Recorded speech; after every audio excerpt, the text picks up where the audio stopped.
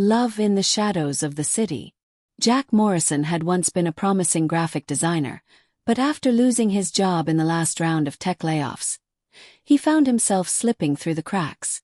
Savings evaporated, unemployment benefits ran out, and soon he was sleeping on park benches, surviving on dollar-slice pizza and coffee refills at 24-hour diners.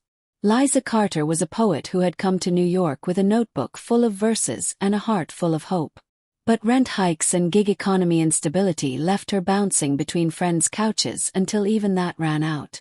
She now spent her nights in the women's shelter or, when it was full, riding the subway until sunrise.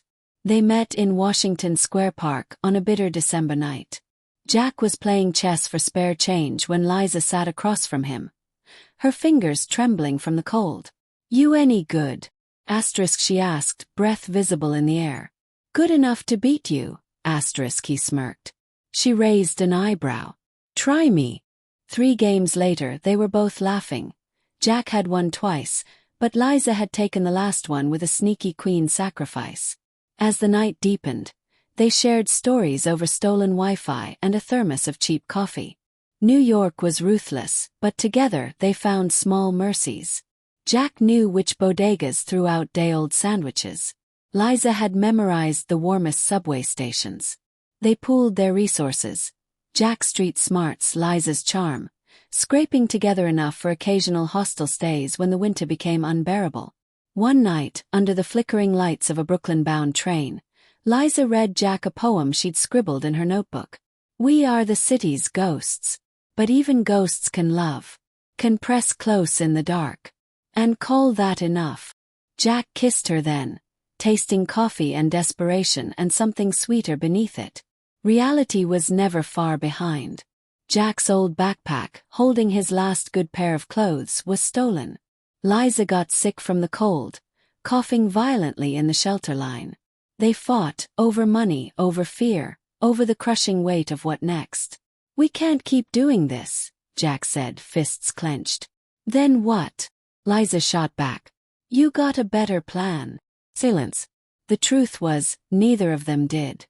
One freezing morning, Liza spotted a flyer for a poetry slam with a $200 prize. Jack, meanwhile, ran into an old coworker who mentioned a temp job at a print shop. It wasn't much, but it was something. That night, Liza performed her verses in a cramped East Village cafe. Her voice shaking but strong. Jack watched from the back, heart pounding. When she won, the crowd's applause felt like a lifeline. 2 weeks later, Jack's first paycheck got them a real room. A tiny roach-infested walk-up in Bushwick, but it was theirs. They slept on a mattress on the floor, bodies tangled, too exhausted to dream but too relieved to care. The city doesn't win. New York hadn't beaten them. Not yet.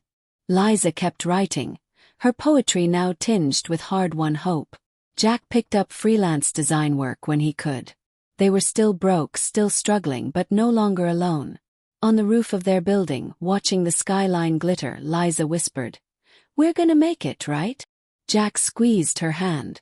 "We already are." And for the first time in a long time they both believed it. A gritty, hopeful love story about resilience in the face of America's harsh realities, where love doesn't solve poverty, but it makes the fight a little easier.